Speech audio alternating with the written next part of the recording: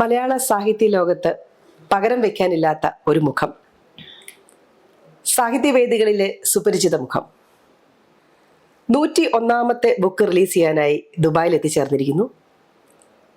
കേരള സംസ്ഥാന അവാർഡുകൾ അനവധി രാജ്യങ്ങൾ സന്ദർശിച്ചു കഴിഞ്ഞു. നമ്മുടെ പ്രിയപ്പെട്ട എഴുത്തുകാരി KP സുധീര ആണ് ഇന്ന് നമ്മുടെ കൂടെ ഉള്ളത്. മാം, സ്വാഗതം. നമസ്കാരം. ഇപ്പൊ ഷാർജ ബുക്ക് ഫെയറിലേക്ക് എത്തിയിരിക്കുകയാണ്. 101ാമത്തെ ബുക്ക് പബ്ലിഷ് ചെയ്യാണല്ലേ, ഒന്ന് വിശദീകരിക്കാമോ? അപ്പൊ എനിക്കിപ്പോ 95 ബുക്കാണുള്ളത്. 6 പുസ്തകങ്ങളായിട്ടാണ് ഞാനിപ്പോ ഷാർജ ബുക്ക് ഫെയറിൽ വന്നിട്ടുള്ളത്. 12ാമത്തെ പ്രാവശ്യമാണ്, 12ാമത്തെ വർഷമാണ് ഞാൻ ഷാർജ ഇന്റർനാഷണൽ ബുക്ക് ഫെയറിൽ പങ്കെടുക്കുന്നത്. അപ്പോൾ ഓരോ വർഷവും ചിലപ്പോൾ 2 ബുക്ക് അല്ലെങ്കിൽ 3 ബുക്ക് 4 ബുക്കൊക്കെയാണ്. പക്ഷേ ഇപ്രാവശ്യം എങ്ങനെയോ 6 പുസ്തകമായിപ്പോയി. കാരണം പല പബ്ലിഷേഴ്സ് ചോദിച്ചിട്ട് കൊടുത്തതാണ്. അപ്പോൾ അതിൽ 2 കഥാസമാഹാരങ്ങൾ, 2 കവിതാ സമാഹാരങ്ങൾ, പിന്നെ ഒരു പുസ്തകം, പിന്നെ കബി കബി മേരെ ദിൽമേ എന്ന് പറഞ്ഞിട്ട് ഹിന്ദി ഉറുദു ഗസലുകളുടെ ട്രാൻസ്ലേഷനാണ്. അപ്പോൾ അങ്ങനെ 6 പുസ്തകങ്ങളായിട്ടാണ് ഞാൻ വന്നത്. ഒന്ന് ബാലസാഹിത്യമാണ്. അങ്ങനെ 6 പുസ്തകങ്ങളായിട്ടാണ് വന്നിട്ടുള്ളത്. അപ്പോൾ അത് ഷാർജ ഇന്റർനാഷണൽ ബുക്ക് ഫെയറിൽ വരുമ്പോൾ എന്തെന്നില്ലാത്ത ഊർജ്ജമാണ്. നമ്മൾ ആ ഒരു തീർത്ഥാടനത്തിന് വരുന്ന പോലെയാണ്. പുസ്തകങ്ങൾക്കിടയിലൂടെ അതിൻ്റെ ഗന്ധം ശ്വസിച്ചുകൊണ്ട് നടക്കുക. പിന്നെ ഈ പുസ്തകങ്ങൾ കുറച്ച് പേരുള്ളെങ്കിൽ അവരുടെ മുൻപിൽ വെച്ചിട്ട് നമ്മളിന്ന് റിലീസ് ചെയ്യുന്നു. അതൊക്കെയാണ് ഓരോ എഴുത്തുകാരുടെയും സ്വപ്നം എല്ലാ വർഷവും.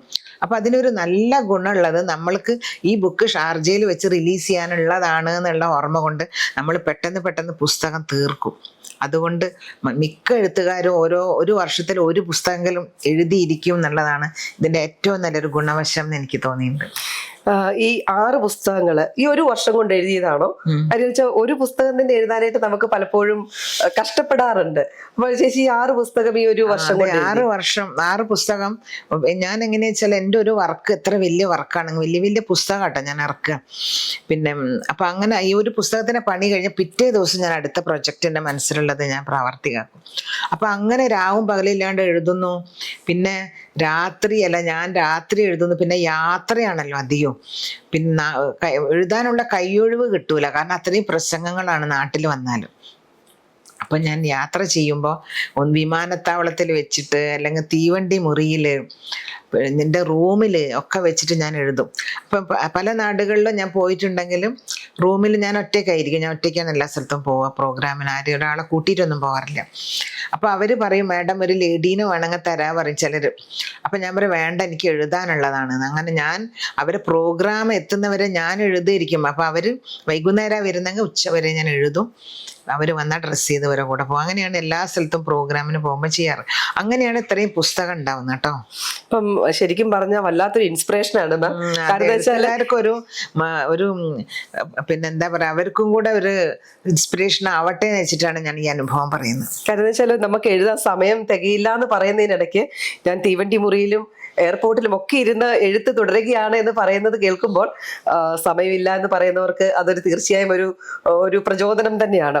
മാം, എന്നാണ് ഈ എഴുത്തിന്റെ ലോകത്തേക്ക് കടന്നു വന്നത്? എങ്ങനെയാണ് ആ സാഹചര്യം എന്തായിരുന്നു? അത് കുട്ടിക്കാലം മുതൽ. കാരണം എൻ്റെ അച്ഛനും എഴുതുമായിരുന്നു. ഞങ്ങളെ വീട്ടില് എല്ലാ എഴുത്തുകാരും വരും. കോഴിക്കോട്ട് വരുന്ന എഴുത്തുകാരൊക്കെ ഞങ്ങളെ വീട്ടിലും. അപ്പൊ അവിടുന്ന് പലരും ഭക്ഷണം കഴിക്കുക. SK പൊറ്റക്കാടിന്റെ അയൽവാസിയാണ് ഞങ്ങളാണ് ആദ്യം വന്നത്. അപ്പൊ അച്ഛന്റെ സുഹൃത്തായിരുന്നു SK. അപ്പൊ SKയും അതുപോലെ SK ഉറൂബ്, തിക്കോടിയൻ, കടവനാട് കുട്ടിക്കൃഷ്ണൻ, പിന്നെ വൈക്കം മുഹമ്മദ് ബഷീർ, ഇങ്ങനെയുള്ള എഴുത്തുകാരൊക്കെ ഞങ്ങളെ വീട്ടിലും വന്നിട്ടുണ്ട്. അപ്പോൾ ഞങ്ങൾക്കൊരു ഔട്ട് ഹൗസ് ഉണ്ട് വീട്ടിൽ. പണ്ടത്തെ കളപ്പുര എന്നാണ് ഞങ്ങൾ വിളിക്കുക. അപ്പോൾ വീടിൻ്റെ മുറ്റത്ത് തന്നെ ഓപ്പോസിറ്റ് ക്രോസ് ചെയ്താൽ ഒരു ഒഴിഞ്ഞു കിടക്കുന്ന ഒരു ചെറിയ വീട്.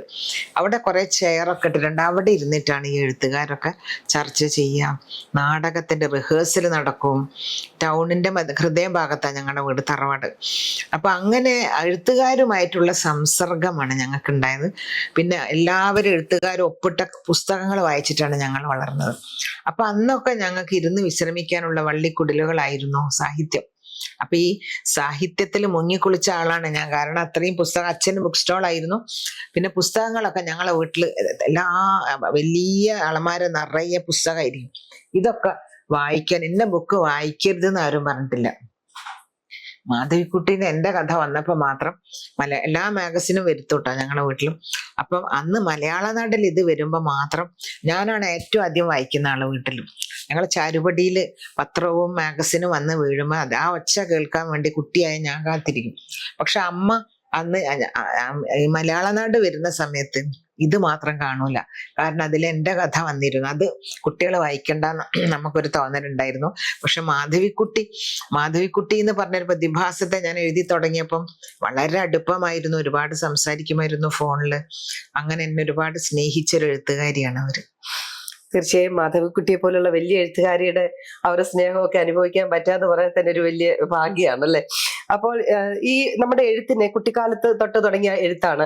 അപ്പോൾ ഫാമിലിയിൽ നിന്നുള്ള ഫുൾ സപ്പോർട്ട് ഉണ്ടായിരുന്നു അല്ലേ? അല്ല, അത് പറയാൻ പറ്റില്ല. വീട്ടിൽ നിന്ന് അത് ഞാനിപ്പോ കല്യാണത്തിന് മുൻപൊക്കെ എഴുതിയതൊന്നും ആരും അത്ര ശ്രദ്ധിച്ചിട്ടില്ല. അന്നൊക്കെ കാനന മധ്യത്തിലെ മുക്കുറ്റി പൂ പോലെ ഞാൻ എൻ്റെ എഴുത്തിന് ആരും വീട്ടുകാരൊന്നും ശ്രദ്ധിച്ചിരുന്നില്ല. ഞാൻ ആരെയും കാണിക്കാറില്ല. പക്ഷെ കോളേജിൽ എത്തിയപ്പം മത്സരം ഉണ്ടായപ്പോൾ ഞാൻ പിന്നെ അഖിലേന്ത്യാ തലത്തിൽ എനിക്ക് അവാർഡ് കിട്ടി. അപ്പൊ അമ്മക്ക് വളരെ സാഹിത്യപ്രേമിയായിരുന്നു. അമ്മയും ചെറിയ നാടകമൊക്കെ എഴുതിയിരുന്നു കേട്ടോ. അപ്പൊ അമ്മയ്ക്കും എല്ലാവർക്കും സാഹിത്യത്തിന് കമ്പാണ്. അപ്പൊ അങ്ങനെ കുട്ടിക്കാലം അന്ന് ഞാൻ കോളേജിൽ പഠിക്കുമ്പോഴാണ് എഴുത്തുകാരി എന്നുള്ള നിലയിൽ അറിയപ്പെട്ടത്. അന്ന് അവാർഡ് കിട്ടിയപ്പം പിന്നെ ഓൾ കേരള ലിറ്റററി കോമ്പറ്റീഷൻ ആയിരുന്നു. പ്രൊവിഡൻസ് കോളേജിൽ നിന്നും എൻ്റെ കഥ പോയി. അങ്ങനെ സമ്മാനം കിട്ടിയപ്പോൾ ആ എഴുതുന്ന സുധീരയാണ് ആൾക്കുട്ടികൾ. ഞാനൊരു പാവാണ്. കോളേജിലൊക്കെ ആരോടും സംസാരിക്കേണ്ട ഒരു മൂലയിലുള്ള കുട്ടിയായിരുന്നു. അപ്പൊ അന്ന് എല്ലാവരും അറിഞ്ഞത് ആ എഴുതുന്ന സുധീര എന്നുള്ളൊരു പേര്. പിന്നെ കോളേജ് മാഗസിനിലൊക്കെ കഥ ചോദിക്കും, കൊടുക്കും. അപ്പൊ അങ്ങനെ ആ പ്രായത്തിൽ തന്നെ ഞാൻ എഴുത്തുകാരി എന്നുള്ള നിലയിൽ അറിഞ്ഞെങ്കിലും പിന്നെ എനിക്ക് കുട്ടികളായതിനു ശേഷമാണ് ഞാൻ പബ്ലിഷ് ചെയ്തത്. എൻ്റെ അമ്മ പറയുന്നു, കുട്ടി നീ അയച്ചു കൊടുക്ക് കഥ മാതൃഭൂമിക്കൊക്കെ. അപ്പൊ ഞാൻ പറഞ്ഞു എൻ്റെ കഥയൊന്നും അങ്ങനെയല്ല. അപ്പൊ ഞാൻ എം കൃഷ്ണൻ നായരെ കൃതികൾ എപ്പോഴും എം കൃഷ്ണൻ നായരെ നിരൂപണം വായിക്കുന്ന ആളായിരുന്നു. അപ്പൊ ഞാൻ പറയാം, അയ്യോ എൻ്റെ എന്നെ വധിച്ചു കളയ അദ്ദേഹം, ഞാൻ എന്തെങ്കിലും എഴുതിയാൽ ഇതൊന്നും കഥയല്ല, നിങ്ങൾ പറയും പോലെയല്ല എന്ന് പറഞ്ഞു. അങ്ങനെ എനിക്ക് മാതൃഭൂമിയുടെ പുരസ്കാരം കിട്ടി. പിന്നെ ഗൃഹലക്ഷ്മി വേദി സ്ത്രീകൾക്ക് വേണ്ടി നടത്തിയ മത്സരത്തില് 1600 കഥകളിൽ നിന്ന് എന്റെ കഥ തെരഞ്ഞെടുത്തു. 2 പ്രാവശ്യം കിട്ടിയത്. ഒരു പ്രാവശ്യം സെക്കൻഡ് ആയിരുന്നു. പിന്നെ ഞാൻ അമ്മ പറഞ്ഞു, എഴുതൂ കുട്ടി, കൊടുക്ക് വന്നിട്ടുണ്ട് പത്രത്തിൽ. ഞാൻ പറഞ്ഞു എന്തിനാ അയക്കുന്നത്. അങ്ങനെ ഞാനൊരു പ്ലേഗ് കഥ എഴുതി. അന്ന് ഗുജറാത്തിൽ പ്ലേഗ് ഉണ്ടായി. അതിന് എനിക്ക് ഫസ്റ്റ് കിട്ടിയ 1600 കഥകൾ തെരഞ്ഞെടുത്ത. അപ്പൊ MTന്റെ ഇത് വന്ന് എനിക്ക് MTന്റെ ടെലഗ്രാം, അന്നൊക്കെ ടെലഗ്രാമാ വരിക. MTന്റെ ടെലഗ്രാം നിങ്ങളുടെ കഥയാണ് ആദ്യത്തെ 1600 കഥകളിൽ നിന്ന് തെരഞ്ഞെടുത്തിട്ടുണ്ട്, ഇന്ന ദിവസം സമ്മാനം വാങ്ങാൻ വരണം. അപ്പം അതാണ് എനിക്ക് കിട്ടിയ പുരസ്കാരത്തെക്കാൾ വലിയ പുരസ്കാരം. MTയുടെ ഭാഗത്തു നിന്നുണ്ടായ ഒരു ടെലഗ്രാം. മാം, എന്താണ് ഈ കഥകളില് ഉള്ളടക്കമായിട്ട്? ഇപ്പൊ നമുക്കറിയാം മാധവിക്കുട്ടി എന്ന് പറഞ്ഞ പ്രണയത്തിന്റെ രാജകുമാരി എന്നാണ് പറയുന്നത് അല്ലെ. മാധവിക്കുട്ടിയുടെ എഴുത്തുകളിലെല്ലാം പ്രണയമാണ് നിറഞ്ഞു നിൽക്കുന്നത്. അപ്പോൾ അങ്ങനെ എന്തെങ്കിലും ഒരു പ്രത്യേക കണ്ടന്റ് ഉണ്ടോ, അതോ എന്താണ് കൂടുതൽ? അതേപോലെ എന്റെ കഥകളെല്ലാം തന്നെ, എന്റെ കഥകളുടെ പേര് തന്നെ അങ്ങനെയാണ്. പ്രണയ നഗരം, പ്രണയം മധുരം, പിന്നെ പ്രണയ മർമ്മരങ്ങൾ, പ്രണയ ദൂത്. എന്റെ കഥകളിലൊക്കെ അതിന്റെ എന്താ പറയാ അന്തർധാരിയായിട്ട് പ്രണയമാണ്. അപ്പൊ അതിൽ എല്ലാ വിഷയവും ഉണ്ടെങ്കിലും കൂടി പ്രണയത്തിനെയാണ് ഞാൻ കൂടുതൽ ആവിഷ്കരിച്ചത്. അപ്പൊ അതുകൊണ്ട് തന്നെ MT എന്നോട് പറയുന്നു എപ്പോഴും, പിന്നെ ഇത്രയധികം പിന്നെ വിഷയങ്ങൾ ഇത്രയധികം ബ്രാഞ്ചിൽ എഴുതിയ ആൾക്കാർ വരില്ല, അത്രയും കുട്ടി ഇത്രയും ബ്രാഞ്ചിൽ എഴുതിയില്ലേ. അപ്പൊ ഞാൻ എല്ലാ ബുക്കും, ഞാൻ അദ്ദേഹത്തിന്റെ വീടിന്റെ അടുത്താണ് ഞാൻ വീടെടുത്തത്. അദ്ദേഹം അവിടെ ഉള്ളതുകൊണ്ടാണ് ഞാൻ അവിടെ ആ വീടെടുത്തത്. അങ്ങനെ പിന്നെ അദ്ദേഹത്തിനെ പറ്റി ഞാനൊരു ബുക്ക് എഴുതിയിരുന്നു, പിന്നെ MT പിന്നെ ഏകാഗിതയുടെ വിസ്മയം എന്നുണ്ട്.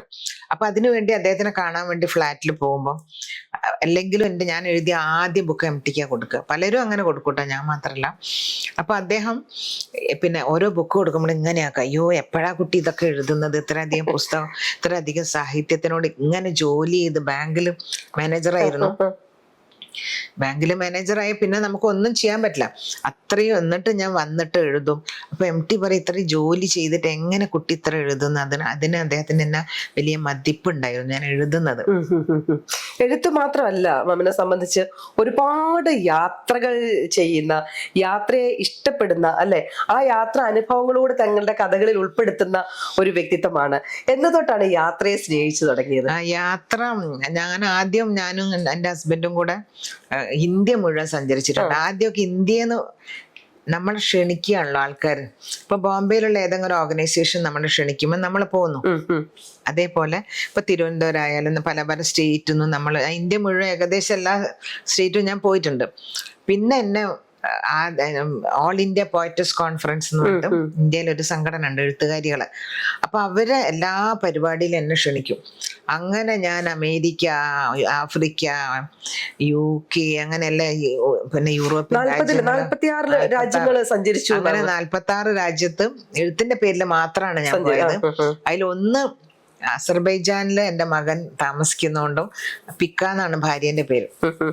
അപ്പൊ അവള് അവിടുത്തെ കാര്യമാണ്. അതുകൊണ്ട് അവരവിടെ സെറ്റിൽ ചെയ്ത്, അതുകൊണ്ട് അവിടെ പോയിട്ട് 2 മാസമൊക്കെ ഞാൻ താമസിക്കും.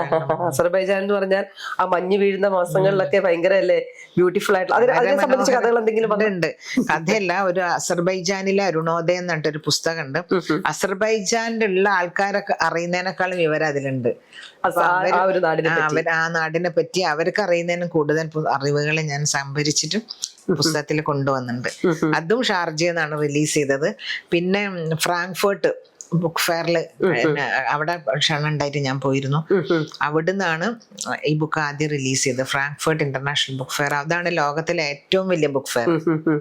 അപ്പൊ ഈ യാത്രകൾ ഒരുപാട് സ്നേഹിക്കുന്നുണ്ടല്ലേ? പക്ഷെ ഈ യാത്രകൾ ചെയ്യുമ്പോഴും ഈ പറഞ്ഞ പോലെ ഫ്ലൈറ്റിൽ ഇരുന്നാണെങ്കിലും എയർപോർട്ടിൽ ഇരുന്നാണെങ്കിലും ട്രെയിനിലാണെങ്കിലും അപ്പൊ യാത്രയിലാണ് ഞാൻ ഏറ്റവും അധികം എഴുതുന്നത്. കാരണം എന്റെ തീമുണ്ട്. അപ്പൊ എന്നോട് എയർപോർട്ടിലുള്ള ഒരാൾ, ഇപ്പൊ കഴിഞ്ഞ പ്രാവശ്യം ഞാൻ ഖത്തർ വഴിയാ പോയത്, 5 മണിക്കൂർ ഉണ്ടായിരുന്നു. ഇപ്പൊ ഈ 5 മണിക്കൂറിനെ കൊണ്ട് എനിക്ക് കബി കബി മേരെ ദിൽ മേ തീർക്കണം. അപ്പൊ ഞാൻ അവിടെ ഇരുന്ന് ഇങ്ങനെ വർക്ക് ചെയ്യാണ്, വെയിറ്റ് ചെയ്യുമ്പോ. അപ്പൊ ഒരാൾ എന്നോട് ആയോ ടീച്ചർ എന്ന് ചോദിച്ചു. ഞാൻ പറഞ്ഞല്ല, ടീച്ചറല്ല, ഐ മീൻ ഓത്തർ എന്ന്. അപ്പൊ അവര് പറഞ്ഞു ഞങ്ങളെ വിൽ പവർ ഞങ്ങള് സമ്മതിച്ചു. അങ്ങനെ ഗേറ്റിലുള്ളവരോടൊക്കെ ഈ മനുഷ്യൻ പോയി പറഞ്ഞിട്ട്, അവിടുത്തെ ഒരു ഓഫീസറാണ്, ഭയങ്കര സന്തോഷം ഓത്തറാണെന്ന് പറഞ്ഞപ്പോ. അപ്പൊ ലോകത്തിന്റെ ഏത് ഭാഗത്ത് പോയാലും എഴുത്തുകാർക്ക് കിട്ടുന്ന ബഹുമതി, സ്നേഹം, ആദരവ്, അത് ശരിക്കും പറഞ്ഞറിയിക്കാൻ പറ്റാത്തതാണ്. അപ്പം ഒരുപാട് അവാർഡുകൾ അല്ലെ, കേരള സംസ്ഥാനത്തിന്റെ ഏറ്റവും മഹത്തമേറിയ ഒരു അവാർഡ് ഉൾപ്പെടെ ഏകദേശം 56-ലധികം അവാർഡുകൾ തന്നെ കിട്ടിയിട്ടുണ്ട്. അത് ഒന്ന് വിശദീകരിക്കാമോ? അവാർഡ് എന്ന് പറഞ്ഞാൽ ശരിക്കും ഒന്നിന്റെ അവസാനമല്ല, അല്ലെങ്കിലും ഒന്നിന്റെ ആദ്യമല്ല. അവാർഡ് കിട്ടിയെന്ന് വെച്ചിട്ട് നമ്മൾ മഹാനാവുന്നില്ല. പക്ഷെ അവാർഡുകൾ എന്ന് പറഞ്ഞാൽ 1000 കയ്പുകൾക്കിടയിൽ ലഭിക്കുന്ന മധുരമാണ്. കാരണം നമ്മൾ എഴുതുക, ഒരു എഴുത്ത് എന്ന് പറഞ്ഞാൽ ഒരു പേജ് എഴുതുക എന്ന് പറഞ്ഞാൽ തന്നെ സന്ധ്യക്ക് അറിയാലോ, എഴുത്തുകാരിയല്ല. അപ്പോൾ എഴുത്ത് എന്ന് പറഞ്ഞാൽ നമ്മളെ സഹനവും സമരവുമാണെന്ന് വിശ്വസിക്കുന്ന ഒരാളാണ് ഞാൻ. കാരണം നമ്മൾ സത്യത്തിന്റെ തെളിനീര് കാണിച്ചു കൊടുക്കണം. അത് അതിന് വേണ്ടിയിട്ടുള്ള പ്രയത്നമാണ് നമ്മൾ ചെയ്യുന്നത്. അപ്പൊ എനിക്ക് തോന്നിയിട്ടുണ്ട്, നമ്മൾ ശരിക്കും ചിലപ്പോൾ നമുക്ക് തോന്നും ഈ ജീവിതം അർത്ഥശൂന്യമാണെന്ന് തോന്നും, അല്ലെ? എന്തൊരു അർത്ഥശൂന്യമാണ് ഈ ജീവിതം തോന്നുന്നത്. അപ്പോൾ നമ്മൾ എന്ത് ചെയ്യും? പ്രത്യാശയിലേക്കുള്ള ഒരു പാലമാണ് പണിയുന്നത്. അതാണ് എഴുത്ത് എന്ന് എനിക്ക് തോന്നിയിട്ടുണ്ട്. അപ്പൊ അങ്ങനെ 1000 കയ്പുകൾക്കിടയിൽ കിട്ടുന്ന ഇത്തിരി മധുരമായിട്ടാണ് ഞാൻ അവാർഡിനെ കാണുന്നത്. അല്ലാതെ അവാർഡിലൊന്നും അഭിരമിക്കുന്ന ആളല്ല ഞാൻ. അത് കിട്ടിയെന്ന് വെച്ചിട്ട് നമ്മൾ ആരെങ്കിലും ആണെന്ന് ഞാൻ ഒരിക്കലും വിചാരിച്ചിട്ടില്ല. അത് കിട്ടുമ്പോൾ സന്തോഷമാണ്. കാരണം നമ്മൾ ഏതോ മൂലയിൽ ഇരുന്ന് എഴുതുന്ന നമ്മുടെ കുറച്ച് വരികളെ ഏതോ ഹൃദയങ്ങൾ സ്വീകരിക്കുന്നു, അതിന് പാരിതോഷികമായിട്ട് അവാർഡ് തരുന്നു, ഒക്കെ സന്തോഷമുള്ള കാര്യമാണ്. പക്ഷെ അത് കിട്ടിയെന്ന് വെച്ചിട്ട് നമ്മളൊന്നും ആരും ആണെന്ന് ഞാൻ ഇതുവരെ വിചാരിച്ചിട്ടില്ല. ഇപ്പൊ മൊത്തം എത്ര വർഷമായി മാം എഴുത്ത് തുടങ്ങിയിട്ട്, ഈ എഴുത്തിന്റെ ഒരു ലോകത്തിലായിട്ട്? 30-ന്റെ അടുത്തായിട്ടുണ്ടല്ലേ? 30 കഴിഞ്ഞു. 92-ലാണ് ഞാൻ എഴുതാൻ തുടങ്ങിയത്. അപ്പോ 92-ലാണ് ഞാൻ അറിയപ്പെട്ടത് എഴുത്തുകാരിയായിട്ട്. അപ്പൊ ആദ്യം അവാർഡ് കിട്ടി വന്നതുകൊണ്ട് എനിക്ക് സ്ട്രഗിൾ ചെയ്യേണ്ടി വന്നില്ല. കാരണം എഴുത്തുകാരി എന്നുള്ള അറിയപ്പെടാൻ തുടങ്ങിയ ആളുകൾ വീക്ക്ലീസൊക്കെ എന്നോട് ഇങ്ങോട്ട് കഥ ചോദിക്കായിരുന്നു. അപ്പൊ അതുകൊണ്ട് പെട്ടെന്ന് തന്നെ ഞാൻ ഇങ്ങനെ ഒരു എഴുത്തുകാരി ഇവിടെ ഉണ്ട്, പിന്നെ എല്ലാ സ്റ്റേജിലും ഉണ്ടാവും. അപ്പൊ MT എപ്പോഴും എന്നോട് പറയും, മാതൃഭൂമിയിലൊക്കെ ഒരുപാട് കഥ വന്നിട്ടുണ്ട്, MT പത്രാധിപരായിരിക്കുമ്പോ MT ഒന്നും കോംപ്രമൈസ് ചെയ്യില്ല കേട്ടോ, നന്നെങ്കിൽ മാത്രമേ കൊടുക്കുള്ളൂ. അപ്പോ MT എനിക്ക് ഒരിക്കൽ കത്ത് എഴുതിയിരുന്നു, ഉള്ളിലെ കണ്ണിൽ കെടാതെ സൂക്ഷിക്കുക, ഇത് പോരാ, ഇനി എഴുത്തുകാരുടെ മുൻനിരയിലേക്ക് വരണം എന്ന് പറഞ്ഞു. അങ്ങനെ 1 കൊല്ലം കൊണ്ട് തന്നെ ഞാൻ എഴുത്തുകാരുടെ കൂടെ മുൻനിരയിൽ ഇരിക്കാൻ തുടങ്ങി. ONV കുറുപ്പിന്റെ, അഴീക്കോട് മാഷിന്റെ ഒക്കെ. അപ്പൊ 2 റോ ഉണ്ടെങ്കിൽ സ്റ്റേജിൽ ഞാൻ വേഗം പിന്നോട്ട് പോകും. ഞാൻ ജൂനിയർ അല്ലേ വെച്ചിട്ട് പോകുമ്പോ അവിടെ ഇരിക്കുന്ന പറയും. അങ്ങനെ അഴീക്കോട് മാഷിന്റെയും ONV സാറിന്റെയും N മോഹനൻ സാറിന്റെയും ഒക്കെ സ്നേഹവും കരുതലും ഒക്കെയാണ് എന്നെ ഇവിടെ എത്തിച്ചത്. നിത്യചൈതന്യ യതി അവരൊക്കെ ആയിട്ട് അടുത്ത ബന്ധമായിരുന്നു. അപ്പൊ അന്ന് ഞങ്ങളൊക്കെ അന്നൊക്കെ ഞാൻ എഴുതുമ്പോൾ സീനിയേഴ്സിന്റെ അനുഗ്രഹം കിട്ടിയിട്ടാണ് വന്നത്. അവര് പറയും ഇനി എഴുതണം. ഇപ്പൊ ഒരു കവിത ഞാൻ എഴുതിയാൽ ONV കുറുപ്പ് സാറിനോട് പറഞ്ഞിട്ടുണ്ട്, സുധീര ഇനിയും കവിത എഴുതണം കേട്ടോ, നല്ല രസമുണ്ട് വായിക്കാൻ. അപ്പൊ അങ്ങനെ അതേപോലെ പിന്നെ എന്താണ് ഗിരീഷ് പുത്തഞ്ചേരിന്റെ വലിയ സുഹൃത്തായിരുന്നു. അപ്പൊ ഗിരീഷ് എന്നോട് പറയും, നീ കൂടുതൽ എഴുതണം, നീ പിശുക്കി പശുവാണ് നിന്നോട് പറയാം, നീ എല്ലാം കൂടുതൽ എഴുത് സുധീര, നീ കവിത എഴുത്. പിന്നെ എനിക്ക് ഉറുദു അറിയുന്നത്, ഉറുദു ഹിന്ദി ഒക്കെ എനിക്ക് അറിയുന്നത് അദ്ദേഹത്തിന് MTക്കൊക്കെ വലിയ കാര്യമായിരുന്നു. അത് വീരേന്ദ്രകുമാർ സാറ് ഒക്കെ എന്നെ ഒരുപാട് പ്രോത്സാഹിപ്പിച്ച ആളാണ്. അദ്ദേഹം ഒന്നില്ല, പക്ഷെ അദ്ദേഹം എഴുത്തിന് ഇത്രയധികം പുസ്തകം എഴുതുന്നതിന് വളരെയധികം അത്ഭുതത്തോടു കൂടി കണ്ട ആളാണ്. എപ്പോഴാ കുട്ടി ഇതൊക്കെ എഴുതുന്നത്, എപ്പോഴാ നീ ഇത് എഴുതുന്നത് ചോദിക്കും. അങ്ങനെ MTയുടെ ഒക്കെ അനുഗ്രഹം MT കടന്നു പോകുന്നവരെ MTന്റെ സ്നേഹവും വാത്സല്യവും അനുഭവിച്ചിട്ടുണ്ട്. അദ്ദേഹം ഇത്ര വയസ്സായിട്ടാണ് പോയതെങ്കിലും ആ ഒരു ശൂന്യത ഇപ്പോഴും മറക്കാനാവുന്നില്ല. ശരിക്കും ഒരു എന്താ പറയുക, ഒരു ഭാഗ്യം അല്ലെങ്കിൽ ഒരു ഗുരുത്വം തന്നെയാണ് ഇത്രയധികം പ്രഗത്ഭരായ എഴുത്തുകാരുടെ സാഹിത്യകാരുടെ കൂടെ ഇരിക്കാനും നടക്കാനും അവരോട് സംസാരിക്കാനും ഒക്കെ അവരുടെ അഭിപ്രായങ്ങൾ കേൾക്കുവാനും ഒക്കെ ഒരു ഭാഗ്യം ലഭിച്ച വ്യക്തി തന്നെയാണ് മാം എന്ന് പറയുന്നത്. പിന്നെ എനിക്ക് ചോദിക്കാനുള്ളത്, ഈ യാത്രകളൊക്കെ ചെയ്യുമ്പം നമ്മൾക്ക് മറ്റു രാജ്യങ്ങൾ എവിടെയെങ്കിലും ഇത്രയും യാത്രകൾ ചെയ്ത അംഗീകാരം ലഭിച്ചിട്ടുണ്ടോ ഒരു ഓഥർ എന്ന നിലയ്ക്ക്? അവിടുന്നാണ് ഇന്ത്യയിൽ നിന്ന് ലഭിച്ചതിനേക്കാൾ എനിക്ക് കിട്ടിയത്. അവിടുന്ന് കിരീടം സാഷ് അണിയിച്ചിട്ട് മിസ് റോം, പിന്നെ അങ്ങനെ പല പല വേദികളിലും ഞാൻ ആദരിക്കപ്പെട്ടിട്ടുണ്ട്. അത്രയധികം രാജ്യങ്ങളില്. കേരളത്തിൽ നിന്ന് കിട്ടിയതിന്റെ ഇരട്ടി സ്ഥലത്ത് നിന്ന് എനിക്ക് കിട്ടിയത് വിദേശത്ത് നിന്നാണ്. അമേരിക്ക, സിംഗപ്പൂര്, പിന്നെ റഷ്യ, അങ്ങനെ കുറെ മിസ് വേൾഡ് എന്നൊക്കെ പറഞ്ഞിട്ട്. കാരണം മിസ് വേൾഡ് എന്ന് പറഞ്ഞാല് സാഹിത്യത്തില് ശരിക്കും ഒരു മലയാളി എന്ന നിലയിൽ അല്പമെങ്കിലും എഴുതുന്ന ഒരു വ്യക്തി എന്ന നിലയിൽ എനിക്ക് ഒരുപാട് അഭിമാനം തോന്നിയ ഒരു നിമിഷം തന്നെയാണ് മാം ഇപ്പൊ പറഞ്ഞത്. എനിക്കിപ്പോ കുട്ടികൾ എന്താ വെച്ചാൽ പുതിയ എഴുതുന്ന ആളുകളോട് ഞാൻ എപ്പോഴും എനിക്ക് അവരൊരു സർഗാത്മകതയുടെ ഒരു തീപ്പൊരി ഉണ്ടെങ്കിൽ അവരെ ഞാൻ പ്രോത്സാഹിപ്പിക്കും, എഴുതണം. അങ്ങനെ എത്രയോ പേര് ഇവിടെ തന്നെ വന്നിട്ടുണ്ട്. പിന്നെ ഞാൻ അവർക്ക് അവതാരിക എഴുതി കൊടുക്കും, പുസ്തകം എഴുതാനുള്ള പബ്ലിഷറെ കൊടുക്കും. അങ്ങനെ പുസ്തകം ഇറങ്ങിക്കഴിഞ്ഞാൽ പിന്നെ അവർ ഇവിടെ കൊണ്ടുവന്ന് റിലീസ് ചെയ്യണമെന്ന് പറയും, കുറച്ച് സാമ്പത്തികമായ കഴിവുണ്ടെങ്കിലും. അങ്ങനെ ആണും പെണ്ണുമായിട്ട് ഒരുപാട് എഴുത്തുകാരെ ഞാൻ പ്രോത്സാഹിപ്പിച്ചിട്ടുണ്ട്. പക്ഷെ ഈ സർഗാത്മകത ഇല്ലാന്ന് തോന്നിയാൽ ഞാൻ അവരെ ഒരിക്കലും പ്രോത്സാഹിപ്പിക്കൂല. കാരണം നമ്മൾ എഴുതണ്ടെന്ന് നമുക്ക് പറയാൻ പറ്റില്ല. പക്ഷെ അവര് എന്തിനാ എഴുതുന്നത്, അവര് പിന്നെ സെലിബ്രിറ്റി ആവാൻ വേണ്ടി എഴുതുന്നവരുണ്ട്. അതെനിക്ക് ഞാൻ അതിൽ കോംപ്രമൈസ് ചെയ്യുന്ന ആളല്ല. പിന്നെ വൃദ്ധാസ്തുതി നടത്തൂല. അങ്ങനെ വൃദ്ധാസ്തുതി നടത്താത്തത് കൊണ്ട് എന്നോട് ശത്രുവായ ആൾക്കാരുണ്ട്. കാരണം അവരൊരു ഇത് എഴുതി, ഞാനൊന്നും അവരെ പറ്റി എഴുതിയില്ല. അവരെ ഞാൻ വലിയ കേമമാണ്, അല്ലെങ്കിൽ ഒരു ആദ്യത്തെ കഥയൊക്കെ എഴുതിയാൽ നമ്മളൊന്നും പുകഴ്ത്താൻ പാടില്ല. കാരണം പിന്നെ വളരാൻ പറ്റില്ല. നമ്മളെപ്പോഴും വിമർശിക്കണമെന്ന് ഞാൻ പറയുന്നില്ല, പക്ഷെ നമ്മള് പിന്നെ നന്നായിട്ടുണ്ടെന്ന് പറയാന്നല്ലാണ്ട് അതിനെപ്പറ്റി പുകഴ്ത്തലുകൾ അധികം പുകഴ്ത്തി കഴിഞ്ഞാൽ അവർക്ക് വളരാൻ പറ്റില്ല. അപ്പൊ നമ്മളെപ്പോഴും, ഞാനും ഇപ്പൊ ഒരു നല്ല കഥ ഇതുവരെ എഴുതി, നല്ലൊരു കവിത എഴുതി ഞാൻ വിശ്വസിക്കുന്നില്ല.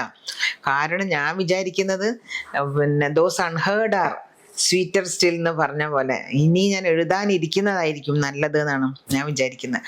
അപ്പൊ ഞാൻ ആരുമല്ല എന്ന് വിചാരിക്കുമ്പോഴാണ് നമ്മുടെ വ്യക്തിത്വം ഏതോ തലവിന്യാസത്തിലേക്ക് സ്ഫോടനം ചെയ്യുന്നത്. ഞാൻ എല്ലാമാണ്, ഞാൻ വലിയ എഴുത്തുകാരിയാണ്, ഞാൻ വലിയ എഴുത്തുകാരനാണ് എന്നുള്ള ധാരണ ഉണ്ടായി അവിടെ നമ്മുടെ വളർച്ച നിൽക്കുകയാണ്. അതേപോലെ എഴുത്തുകാരികളാവുമ്പോൾ നമ്മൾ വിനയവും സ്നേഹവുമാണ് വേണ്ടത് മറ്റുള്ളവരോട്. അല്ലാതെ സ്പർദ്ധയും അസൂയയും ഒക്കെ വെച്ച് പുലർത്തുന്ന കുറെ പേരെ ഞാൻ കണ്ടിട്ടുണ്ട്. പക്ഷെ ഞാൻ എൻ്റെ എഴുത്തിന്റെ ലോകത്ത് ഇതൊന്നും ശ്രദ്ധിക്കുകയില്ല. കാരണം അതൊന്നും എൻ്റെ കാര്യമേ അല്ല. എനിക്ക് എഴുത്താണ് എൻ്റെ വിഷയം. അപ്പൊ ഞാൻ അങ്ങനെ ഒരു കോക്കസിനും ഒന്നിനും നിൽക്കാതെ എഴുതുന്ന ആളായതുകൊണ്ടാണ് ഇത്രയും പുസ്തകമായത്.